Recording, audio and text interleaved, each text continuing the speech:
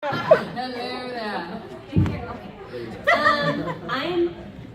Here, I got it. Oh, thank you. Aww. Yay. Every person on this panel will tell you we wouldn't have anything at all without the people doing this stuff. With the technical things. Without the person that invented the microphone. That's also true. I think that it's like taped in though. It's taped. So I'm just gonna walk over here just real quick this side. while we maybe don't do that. Join the dark side. And I live in Houston, Texas.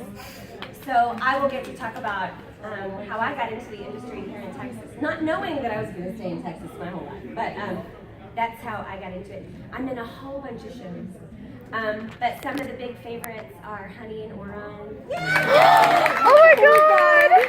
Nami in One Piece into Eternity. Oh my god! Because I there are didn't not know many either. episodes. Which Oh, she They fell is. I into remember acting. now. You go, I can't believe I've done this for 10 years. Lots of fun shows. I'm honored to be on the panel with these wonderful people. Aww. Is up in the 400s mark? I think we're in the 600s. Oh, so you're past the 400 more to So go. what did you I think think about maybe the 500s. What do you think about Who are you, the Daryl? Let's board wait till art the with introductions are all done. that crazy stuff that happened? We will get into that. Okay, that was. There's so much time for One Piece. It's going to be great. I will tell you, I was so emotionally impacted that I just Someone in the audience. we will get back to you, my friend. Yes, totally. I would say, Lucy, I said, I don't know if you remember me because we met at a con years and years and years, and it's just so funny that when you haven't seen someone in so long, it's cool, isn't it?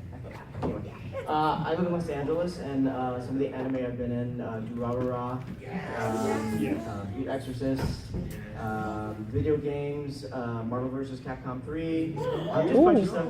Yes, beautiful joke.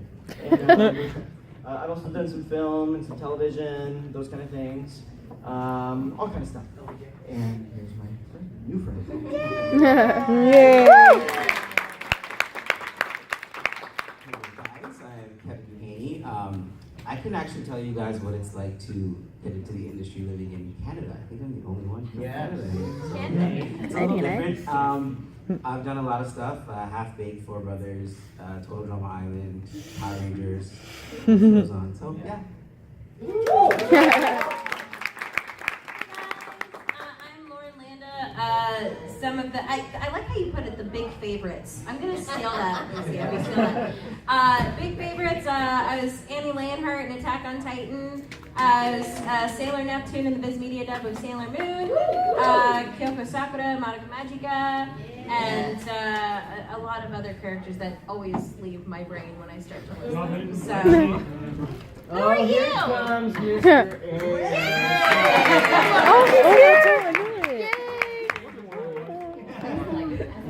He said he wasn't coming. Greg's here. I know. So happy you made it. So now you have to go. Hi. That's it. Greg. I just got here. I was in search of the nectar of life. Yeah, I was like, I'll be there in 1 minute. I've been, my name is Greg Ayers. I've been doing this for 12 years now? 18 years now. Wow. I normally Awesome. play little bitty kids, which is funny because I'm almost 50. I think it's funny, when I turn 50, I hope to play a 25-year-old. Yeah, and that's me. I grew up in theater. I've done theater my whole life, and I've done film and stuff like that. So, I think a lot of us share theater backgrounds. So yeah, I don't know what I'm saying, but I think I'm introducing myself.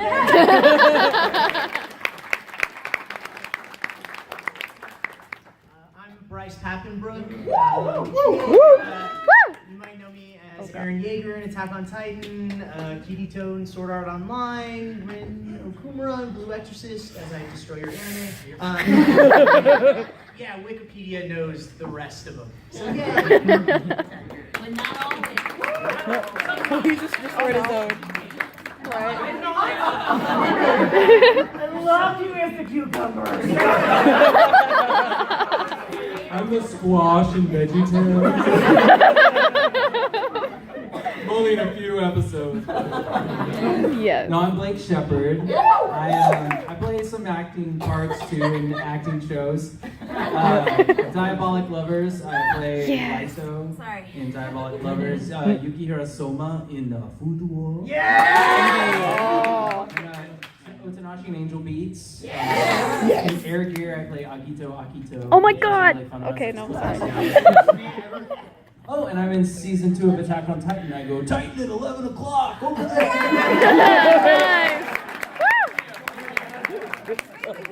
Nice! I survived. Like that.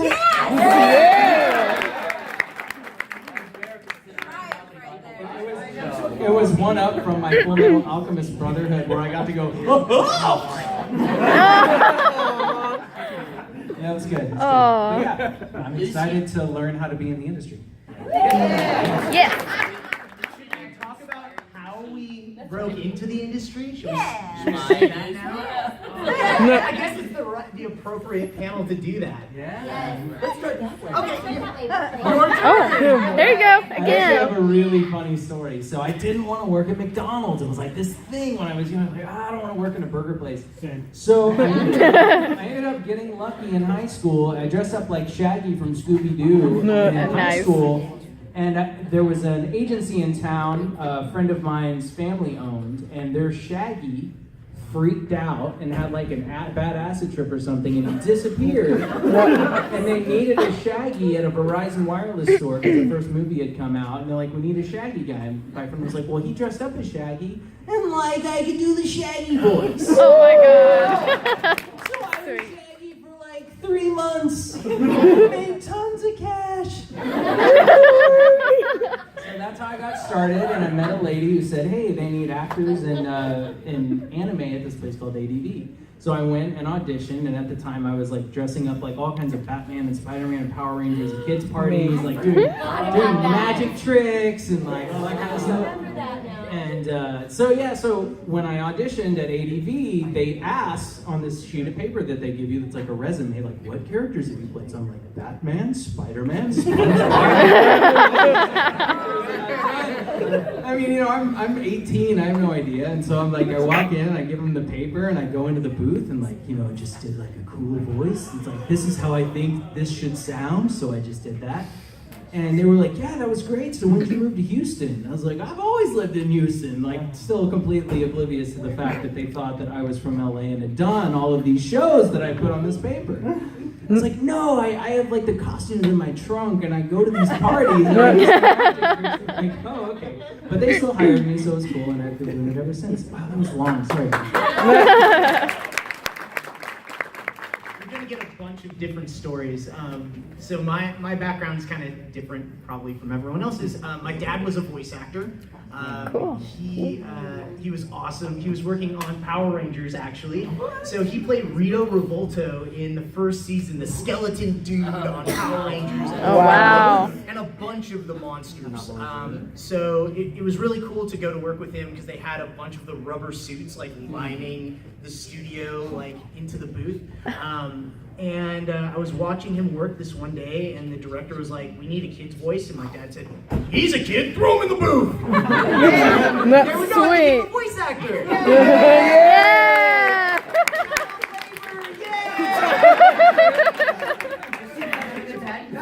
Actually, so here's a kind of a funny story as well. It kind of links to Bryce's. My mom somehow ended up meeting Bryce's dad and mentioned to him that I was, that I was an anime fan at the time. And the next time he saw my mom, he gave her a script for me. No way. And he signed it. That's awesome. Yeah, I don't remember the show. I think it was Ghost Riders. I don't remember. Oh. But it was a show that your dad was in, and he signed the script for me. So then years later, I work with his son. I think my parents might have it. I'll check for you. I'll check. But I also, like kind of what Greg was saying, I come from a theater background as well. And then when I got to college, I was like, well, there's got to be a course on this somewhere. So I took a voice and diction class. And the person who was teaching it at the time is also a voice actress. She's been in a ton of anime shows like Wolf's Rain, Scrapped Princess, Seneca 7, all that. And I said, I think I really want to do this. And she said, okay, well, just try to find classes that you can take. And I ended up taking a workshop with Bang Zoom Entertainment and ended up meeting Tony Oliver, whom we all know. And Tony wanted to cast me in a show that he was directing. And then a couple months later, I was cast in my first anime show. That was 11 years ago. So, yeah.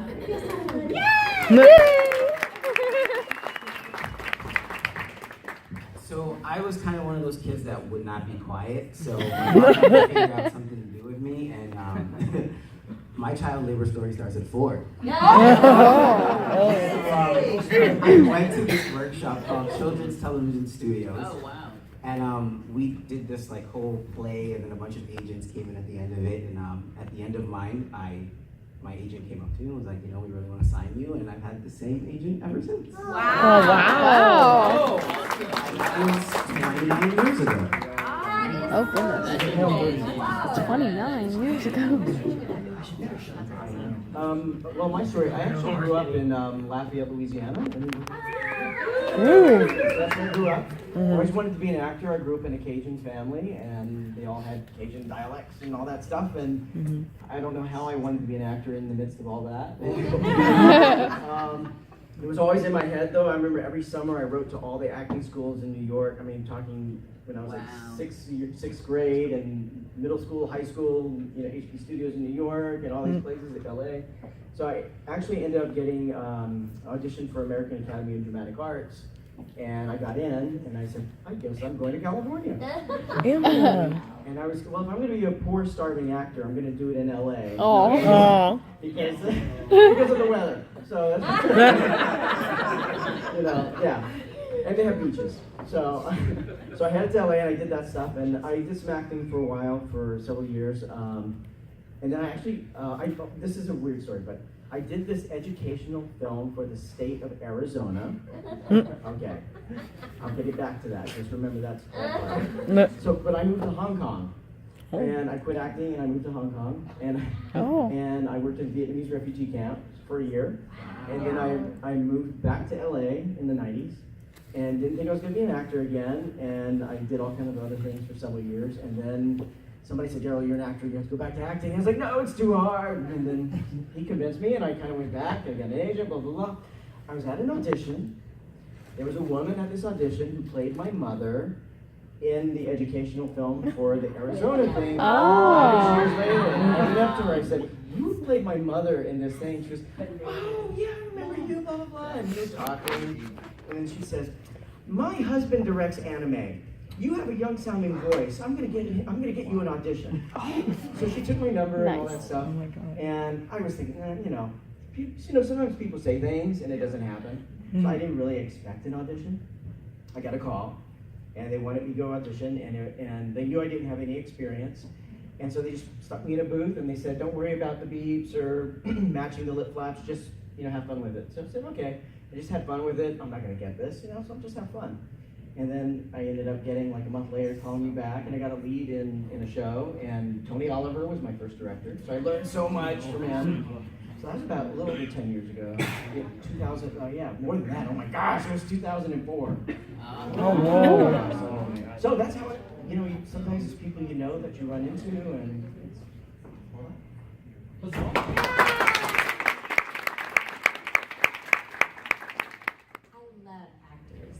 I'm serious. I know that sounds really dumb, and considering it, but to be frank, I'm not around actors that often. We do our work solo, and seriously, when I tell you it's an honor to sit on a panel with some other great actors, it really is. I feel so warm about it. So I grew up in nowhere, Texas. I grew up all over the state of Texas, and was the little girl that burned to be Annie badly. And like just wanted so bad. I was Annie for Halloween like 3 years ago. You really and my dress got shorter. Yes. My dress got shorter every year because it was the real one, and we're not buying it again. Eventually became sexy Annie. That's right. But I ended up getting a full scholarship. I was good at acting. It turned out I was good at acting in my tiny little high schools. And it ended up getting me a full ride to a college called Angelo State University in San Angelo. I got a full ride if I would change my major from journalism to theater. And then I went to LSU in Baton Rouge and got my master's degree, and they sort of beat my accent out of me.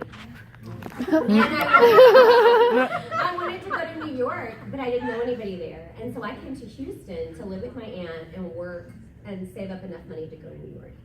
And I immediately got hooked up with the agent I still have, and immediately started booking voice work, which was a total surprise to me. Absolute total surprise. And I had been doing voice work for a couple of years, and then I got a call we had a new director at ADV named Don Rush, who didn't know that they didn't use agents at that time. So he called the agency because he was from a advertising background. And they sent me a thing, and this is true. It is totally true. I had no exposure to anime except for hentai.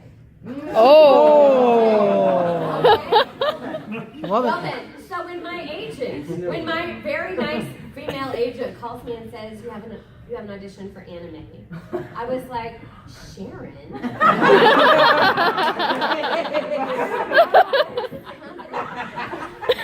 Okay, so it all worked out, is what I'm saying. I ended up going, and I hit there at just the right time. Because I read for whatever that show was. I thought I was terrible. I went home and told my roommate I was really bad at that. They're never going to have me back. And the next week I was called in to audition for Full Metal Panic. Ooh. And then I got that role and did a dance and was like, this is hilarious, I'm no good at this. And then I went online and saw that there were entire communities of people who dissect your work and all, and I had a panic attack. That was the first panic attack. I was like, oh no. Full Metal Panic Attack. You're gonna hear I don't know what I'm doing. But it all worked out. It worked out well in the end. That's how I got into it. And then just to go one little step further, I ended up getting hooked up with Funimation because I met Mike McFarland at a convention, and they had just started work on Full Metal Alchemist. And I got to go up and play an episode role as my paid audition at Funimation. So, which I thought was just the coolest way to audition for a company. So, for that show. Love that show. My story takes so long to tell that I will tell you to come Sunday to hear the long version. But long story short, I grew up on stage on accident. My brother came out of the womb with a top hat and a cane. My brother is just a Broadway guy. He's been doing musical theater since he was a baby.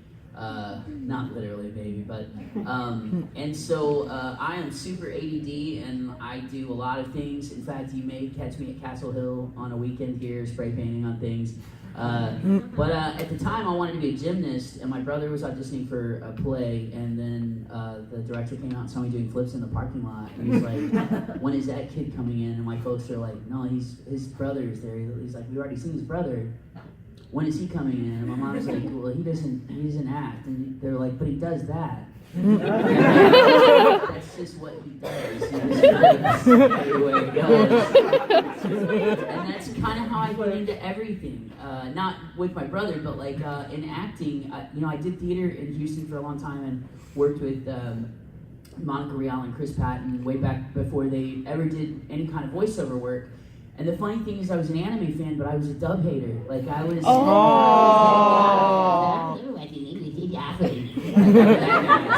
And look what you became. But these actors that I worked with, who I respected, were doing work. Like Monica was doing work, and like, so I was like, I don't watch Chance Pop Session in English, and little did I know, there was an audition for a little kid, and they didn't want to break labor laws. And so Monica's like, oh my God, call my friend. He works in a law firm. At the time, I was a big IT guy. And they're like, call a friend, just call his voicemail. So my audition for anime was literally like, hi, this is Greg Ayers, or you reached the desk of Greg Ayers in the office of Vincent Elkins. Sorry, I can't come to the phone right now, but I'm probably in the user's desk helping them with a computer issue, blah, blah, blah, blah, you know, like, rattle. And so the next morning, I just came in thinking I was prepping laptops for court. And I was listening to all my angry, like, Ayers, I need a laptop dongle. Ayers, I need a PowerPoint presentation. And then this really Nelly voice came across my phone. I was like, oh my God, you sound like a little child. Sorry, my name is Stephen Foster. I'm kidding you. Don't say that. It was the weirdest. And I was so, like, I hadn't even had coffee, so it was like...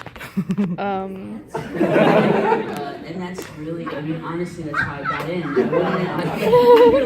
I went in and auditioned for a year and never got a role, and they just kept saying the weird. They're like, we love your voice, it's so weird. And I was like, thanks. And they were just trying to place, like, what was the right spot for me to jump in. And luckily, I worked for the law firm that represented a horrible, evil oil and gas empire. So by the time, and I probably can't legally say their name, but it rhymes with Enron. And, but by the time the shoe dropped, I was already taking so much time off from work that I was about to be fired anyway. So Oh my God. It just worked out, and then I've just done this ever since. But I go where the wind takes me. That's the easiest way I could say. Luck and distraction. Yeah.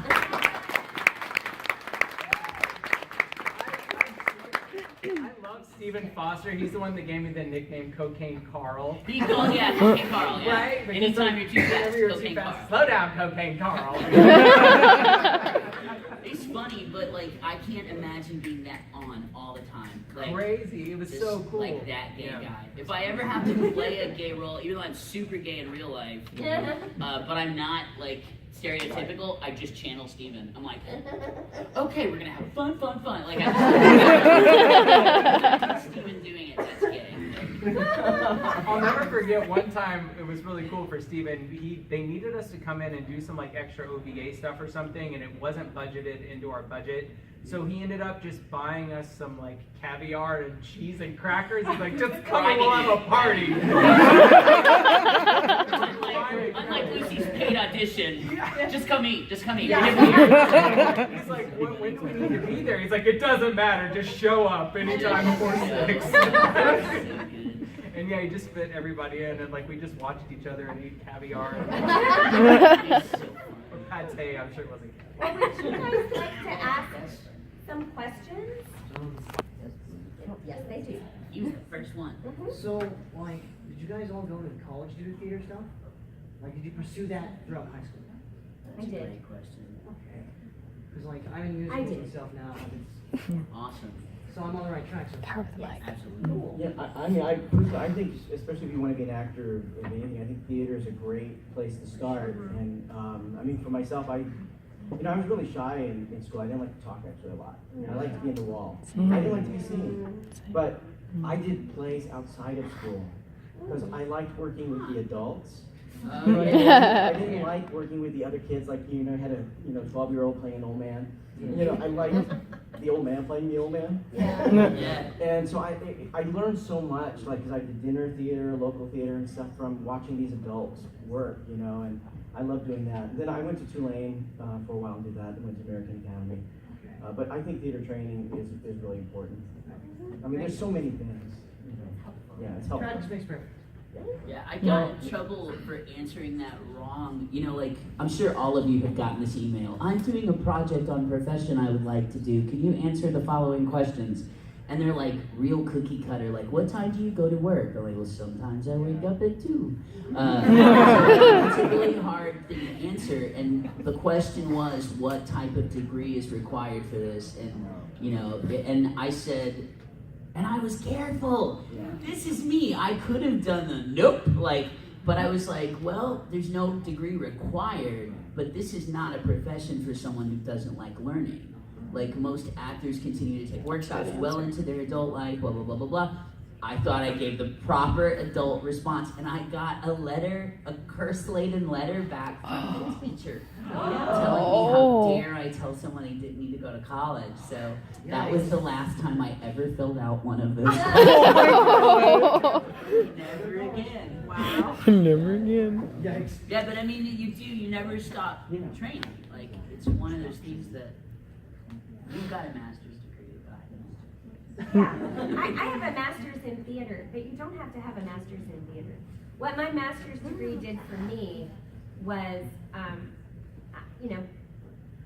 I didn't actually end up in grad school because I was burning. I followed a boy there as Oh. It did not last, but my degree was valuable because it was 3 years working on body hang-ups and vocal hang-ups. Mhm. I'm pretty sure that I wouldn't have the voice career I have without the kind of training I got, which really pushed me out of the comfort zone.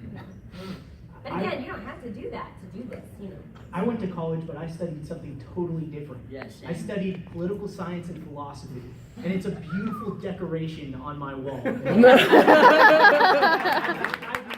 my degree, but you know what? I grew so much in college that I would never have given that up. So, highly recommend go to school, learn whatever you want. God, you're just really good at calling on scenes. I went to college under the impression that I was gonna get a theater arts degree, but then I thought realistically, and I thought, well, this is kind of the harsh truth, is that, well, let's say that this acting thing doesn't work out. Mm-hmm. So I decided, well, I could get a theater arts degree and go out into the world and fail at the acting thing and try and get a job elsewhere. But what job would want to take me with just having a theater arts degree? Now, that's not a bad thing to have, but in the workplace, they would want someone with arts and sciences or another degree. So I thought, well, let's see how it goes. And then my voiceover career kind of took off, so I thought, okay, so this is going well so far, but I'm gonna play it safe, and I'm gonna get a degree in arts and sciences, an associate's degree in arts and sciences, so I can at least say, well, here I have an associate's degree in this, so it kind of shows I went to school for something else other than just theater. Just because, being an actor is not ever really a stable job. I mean, you can do really well at it, of course, but most of the job requires auditioning. Most of the job is auditioning. And then once we get it, we're in that role, and then the next job, then we're good, and then the next job. So I just wanted to try and protect myself that if for some reason this did not work out, I would have some sort of backup. So I would say, whatever degree you decide to get, I mean, you can always pursue acting regardless of what degree you have. And the truth is you don't need a degree to be an actor. To be an artist, you don't need a degree. No, you don't. Just don't tell the teacher that. Yeah, exactly. How did she get that from that? I don't understand that. She got really, my favorite part was that she started cursing. And I'm like, oh, well, since we're using these words. Because I even said, I even have ambition of going to the UCB Theater in New York to learn improv. There are some things that are still golden tickets. I was like, I still want to get to New York and do this thing, but she just took it as me saying, nope, you don't need anything. Which that's not what. Yeah. No. Yeah, and I was just gonna say real quick, I definitely, just as a little personal thing for me, I got super burned out on acting professionally by the time I was 22, 23, because when you're in a place like Texas and you're not doing you're not doing movies, you're not doing commercials, you're not getting residuals, you're just a carnival person. You're can you juggle and be here at 3 o'clock on Saturday? And it's sure, and then you go home and try to learn how to juggle, and you're will you pay me now? And I mean, not juggling specifically, but I mean just random characters. But can you juggle? No. I didn't get the job. Darn it. I called at 2:30. I was like, I can't be there. I'm sick. But I mean, you know, another thing too, if you're a really like theatrical person, or if you really, really want to do this, another good thing that theater school is going to do for you is teach you how to exist in the real world. Because back to what you were saying about like actually taking a theater arts degree, getting a normal job, like you're not going to get to do like emotional check-ins at your normal job. But theater is going to teach you how to look at how you're feeling and separate it from how you're acting, right? So it's a really good tool if you're not really comfortable with, you know, because you see all these actors that do the method thing where they like totally get into it and like do this thing, and that's cool, but those people have like billion-dollar, you know, movies that they're working on, and there's a lot of stress, and so they're like tapping into those things to try to do that role. But if you're acting every day and each day you're doing a different character, you can't do that. There's not enough of you to go around and then still be a person and go grocery shopping and make dinner and all those kinds of things. So it'll be really good for that. And if you really want to do this for a career, I would suggest getting some sort of training on how to emotionally prepare yourself, because you don't know when you're going to work. So it can be very taxing, and if you're not balanced, it can affect you in negative ways. Absolutely. I got into the industry at such a young age that I never really thought of going to school for it. I kind of wanted to go to school for something else as like a backup plan, because again, at a young age, I realized I'm not gonna always be working, and this could like end at any moment. So I actually went and got my real estate license. Oh, that's rad. Yeah, as a backup plan, but acting is still my number one passion. Like even when I was in school, I was just daydreaming about acting, and not really into it, but it was something that I wanted to do, just fall back on. That's cool. I just really quick want to talk, just mention the emotional thing, because we were kind of talking about it. I mean, when I was a much younger actor, what made it so hard is because everything seemed do or die and desperate, and you know, you just want to make it. I just want to make it. I mean, you would go to an audition and leave the audition. Oh, why didn't I do it like this? Why didn't I do it like that? You know, or they like me. I'm sure I'm gonna get a call. You don't get a call. Oh my God, I sucked so bad. You get a call back, and you know, there's no rhyme or reason. It's a roller coaster. And I mean, I'm glad I took the time to step away from it when I did. I mean, it was still very, very difficult. But when I came back to it, it was almost like I approached it differently. I was no longer beating myself up, you know, with auditions, how I did. I just, now it's easier for me, not always, but it's easier to let it go. You know, just to say, you know, I did my best, I did what I could do, and then something, you know, and just being able to trust that if the right work is going to come. But again, that's all the preparation of years and years and years and years of trial and error, learning about yourself, learning about your craft, learning about the business, the ups, the highs, the lows, and all that jazz. Yeah. Hi, my name's Beth Ann. Hi. I have a learning disability known as language dysgraphia, and I'm planning on going to Austin Community College for college. Would y'all have any recommendations on like what other colleges? Because I'm planning on being voice actress and fashion designer. I'd like to know if there's any recommendations. Can I ask you what does that entail? Yeah, what is the language? Language dysgraphia, right? Yeah. It just means I have putting hard thoughts on paper, and I write. So it's not a speech, it's not anything that affects your speech or your comprehension, correct? Correct. What about you, and not reading? Like, reading is fine? Yeah, reading is fine. Like, it's sometimes hard whenever I read it. It's hard to understand the questions, but yeah. Yeah, that's tough. Yeah, I mean, I'm not a professional in that, so it's hard to, you know, to give you any advice on that. Yeah, I mean, but I think that I can speak for everyone up here when I can say all of us probably have some form of learning disability. Exactly. I think that it's really just important to make sure that you take enough time, like if you're working on preparing for a role or preparing for anything, make sure you give yourself enough time to feel comfortable with it. And if you need to make extra time for yourself, just do that. Like, one thing you're gonna learn if you ever do any kind of theater training is you have to learn how to take care of yourself, because no one else is gonna take care of you. So at the end of the day, like, you just have to figure out, you know, through college and through high school, learn the tricks that really, really work for you, and try to just get really good at making time for yourself to do those things. And what might be a good practice, and I say this for anybody too, is if you don't already have it, use your laptop and buy a cheap pair of headphones and a cheap microphone and just play with reading and listening to your voice. You know, it's an easy way to give you some mic technique and that's just getting behind a microphone and playing around and knowing how close to be and how far to be and how loud you can be and different things you can do with your voice, not being weirded out by the sound of your own voice in headphones because it's always weird. Yeah. Mm-hmm. There's a thing you got to get over with that. But it will give you confidence and it will let you hear yourself a different way. And that's something you can do in the privacy of your own home. Yeah, reading out loud is such a big deal. Yeah. Practice makes perfect. I'm just gonna say real quick, I always say this at all the conventions when it's panels like this. I think cold reading techniques are so important. And what that means is if somebody gives you a script, you've never seen it before, you have to read it like it's part of your life.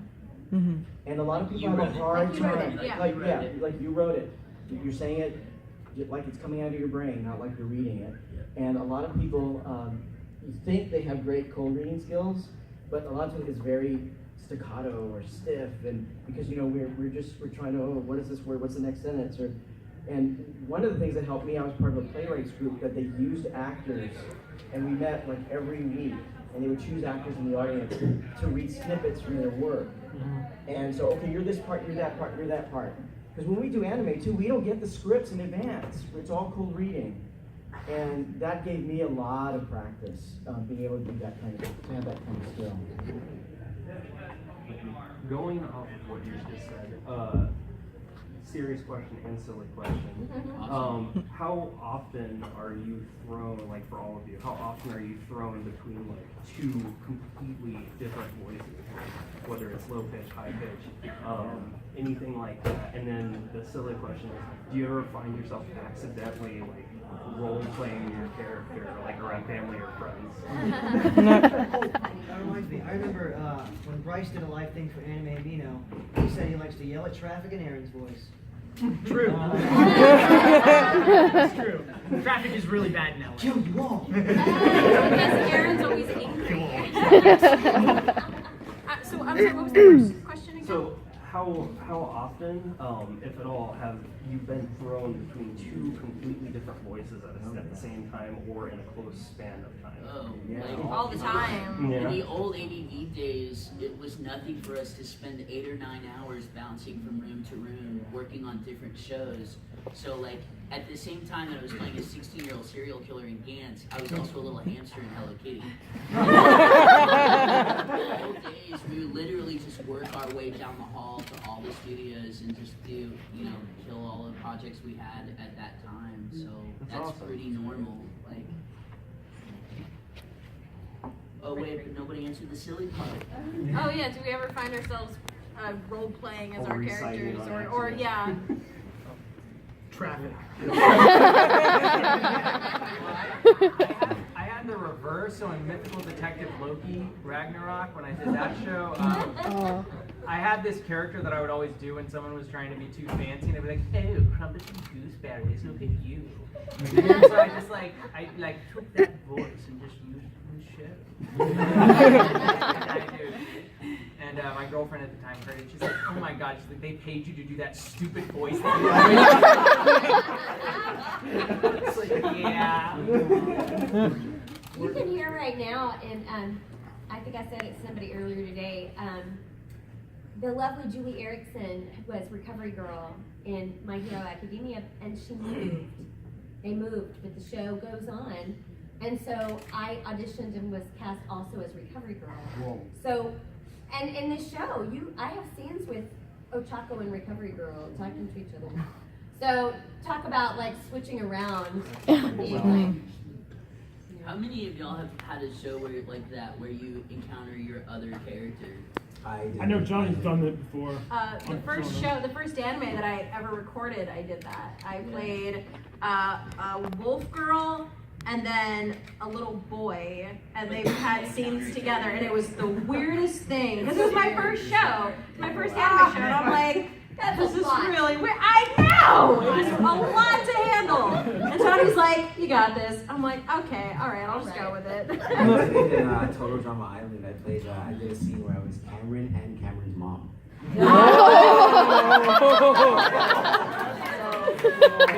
What was the mom voice? Oh,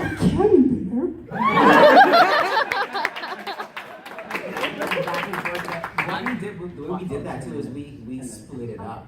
Like I did all of the mom. Yes. Live. Yeah.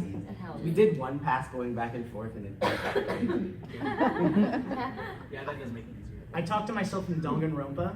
Yeah. But also in Seven Deadly Sins, have you guys seen that? Yes! So I play Meliodas, who's like the little short, overpowered blonde guy, but also the most annoying character in the show, the referee, the little red referee with Yeah. the love helm. And I was cast as the lead, and then I saw that character because I snuck a peek because I love the show, so I watch it in Japanese. And that character came on, and I fell in love with his Japanese voice because it's so annoying.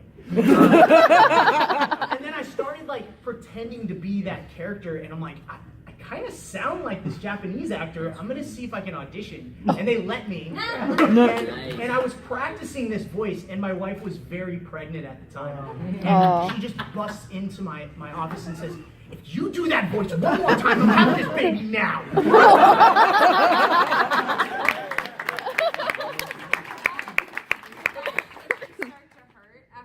That voice? No, actually, like Greg, my voice is kind of trapped in 15-year-old land. So getting the high-pitched voices are all right for me. Yeah, and to quote Taliesin, there is a blessing to being the solution to a problem. Yeah. It'll always work because they sound like kids. You can always quote Taliesin. Yeah, always. You, sir. For those of you who haven't just had one agent for your whole career, what kind of resources or advice do you have for looking for an agent? Yeah, that's a great question. Whoever is getting you work, whoever is sending you out regularly, if that person is not sending you out, then that person's not representing you. I mean, like, how do you find one in the first place? Oh, you mean just shopping for one? Right, how do you pick? I would ask actors. Ask people that you know that are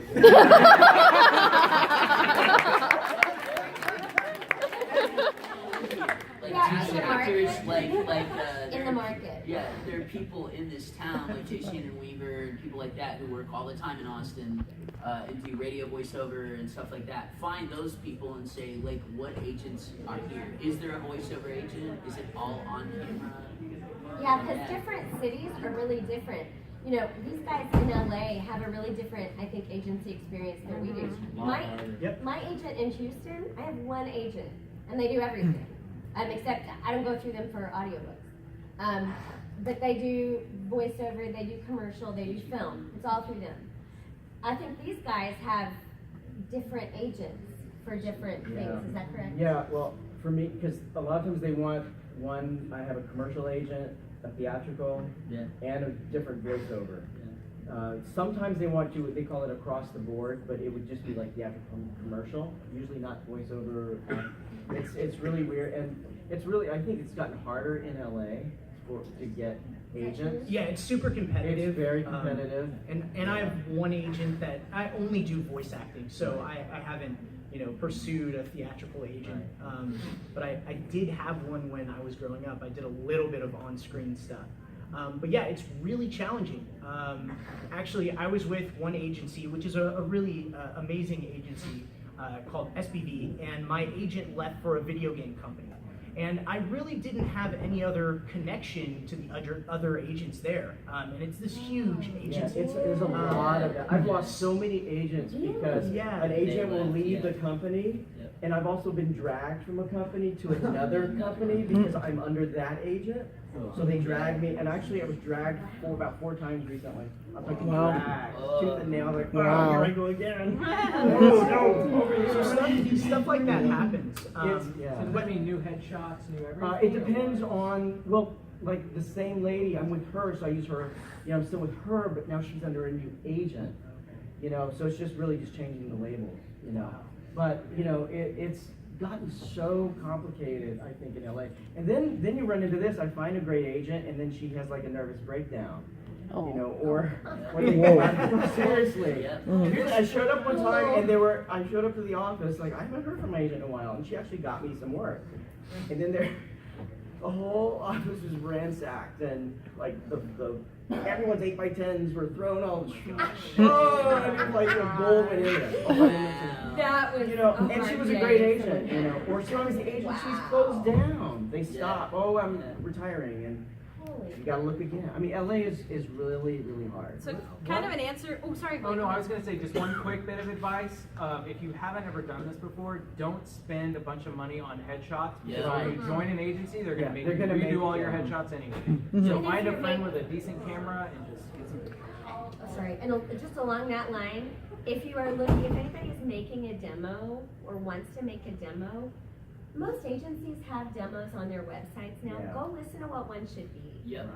Yep. And then hire somebody who knows what they're doing. Also, kind of going off what Blake was saying, if someone ever asks you for money up front, Oh, yeah. Run. run. Yeah, don't do it. You Because- say vote. Yeah. We're putting you in a catalog. Because agents will take, is it 10 or 10 to 15? 10 to 15. 10 to 15.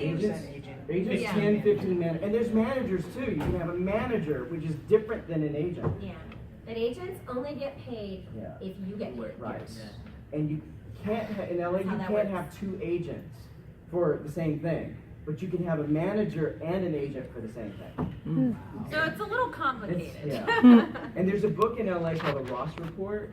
You guys know that book, Ross? It lists, it's for voice. It lists voiceover agents that are in Los Angeles and voiceover managers. And some of them, it gives you contact information, and they'll tell you what website to go to, and sometimes they'll say what they received. Do we receive demos? How did, you know, they're very, That's cool to know. you know, agents are very, it's almost like big kingdoms and fortresses, right?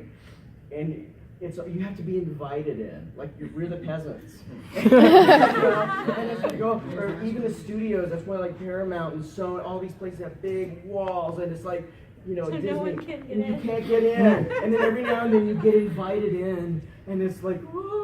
Oh, there's the back lots and everything. And then you do your audition, and then they kick you out, and the door slams. So you're invited in again. Yeah, and that never stops. It never. Have you guys ever watched, there's a great documentary on Netflix about Gene Roddenberry and like all the Star Trek stuff, and freaking Patrick Stewart, like the head of the new Star Trek, you know, Next Generation, like there was some thing where he got upset about how they were handling it, and they like fake fired him at one point, and he's like sitting at home wondering if he's ever gonna work for this studio again. Like if they can do it to him, Yeah. we're all Wow. we're all flammable. Like it's, Depending on what market you want to work in, I would just talk to the actors in that market. They'll be, I know, like up in Dallas, I don't know everybody, but I know Mary Collins does a lot of voiceover stuff. And but every sort of market's a little bit different. But I think what you're hearing too here also is get really thick skin. Yeah. Mhm. Yeah. You can't take rejection personally. Your rejection is So, is it better to have like a lot of different demos so it has more ranges of like your voice so that they get like a feeling of? I can only speak for myself. I have one demo that I've gotten the most work off of. And it's because in one demo, I can show the range. It's 90 seconds. But it goes from, oh, I can be really young, to my, hey, I'm in the parlor with you and the guys. Mhm. You know, but you Nice. do that, and you put them, you have somebody put them together where your range is magnified. Mhm. And it should just take one, right? Well, most of the most of the time it's either commercial or animation. But you want to. What I was always told is that you want it to be, is it 60? 90 at the most, but 60 is enough. Yeah, like 60 seconds, 90 seconds at the most. Because you want to be able to catch them at the beginning of your demo, because if they're not interested, if they're not pulled in by the beginning of it, You may not listen to the rest. they're most likely, I mean, yes, you don't know. Like every agent's different, You but send it and they may not even listen to it. Yeah. And I tell some people, like, you can just find something interesting in the newspaper and read it the way you think that person should sound, or like listen to the radio and find some tones that you can master, and then read some stuff and just go with that and see what happens. Yeah, because Like, me that and person's really good at sounding like they're on a walkie-talkie. And actually, she was trying to sneak in and be so quiet. That was so good. And one of the things you'll do is, as you go along, like once you start getting work, then your work can become your demo. Yeah. It never would have occurred to me to do an e-learning demo back in the day, but now I've done so much of it, it's easy to just take little bits of things you've done and be able to send it off when people ask. Yeah, because me and my friend, we were in voice and diction class recently, like we just ended the semester, and we have our own little 30-second demo right now, and we just need to like send it out, so it's just hard to do that. Yeah. So, oh, sorry. sorry. Oh, they do. This gentleman does not ask. And then this girl had a question here on the side. Okay. Lightning round. Lightning round. Yeah, Yes. she can go ahead. Yeah. Okay, so when you're doing theater, you can do a whole bunch of amateur stuff and low budget stuff. Is there anything like that equivalent in voice acting other than doing your own podcast? Yeah, books and stuff. There's tons of work out there for people who like wrote their own book and they just want someone to read it because they don't want to read it themselves. Yeah, there's tons of that, and they even have it set up on some of them. I don't know exactly which ones, but someone approached me recently, and you can basically do it for free, and then if they sell the book at all, you just get a percentage, and it's like divided up through the website, so they send some to the author and some to you. Like it's kind of agreed upon as a set thing, so there's websites that do that. Now I think it's called like audio, I was going to say audiobook.com, but that's probably not what it is. Audible. Your question real quick. Yeah. So you know, you guys all seem to have a lot of heavy background in theater. So I was just wondering, kind of, what is a good way to get into, wrap up this whole panel up, to get into the industry? Is it to go into musical theater? Is it to kind of strike out on your own by going and doing audiobooks or something? Do you need to get an agent? What is a good kind of recommended way to do? Obviously, there's no best way. There's not one answer. Right. Everyone has a different way of getting it.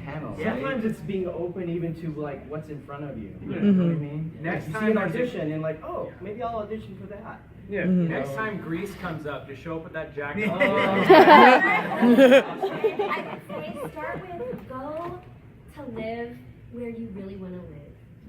Like go there, make friends, enjoy your life, get a day job you enjoy, and then start making things. Like make what you want to make. If you want to do voice work, make stuff. If you want to do theater, put out those feelers and get into theater. But as you start building it, that's the thing, things will come. I personally think it's important to have other things in your life, like your town and your friends and stuff, that are going to see you through while things work out and don't work out. You know, it's going to keep you sane while that stuff starts to filter in. Don't bank your entire life. Yeah, you have to have a life in the midst of that stuff. Otherwise, you go cray-cray. Yeah. So true. Well, hopefully that was informative for you guys. Yeah, thank you. Yes. One last little. Oh, yes.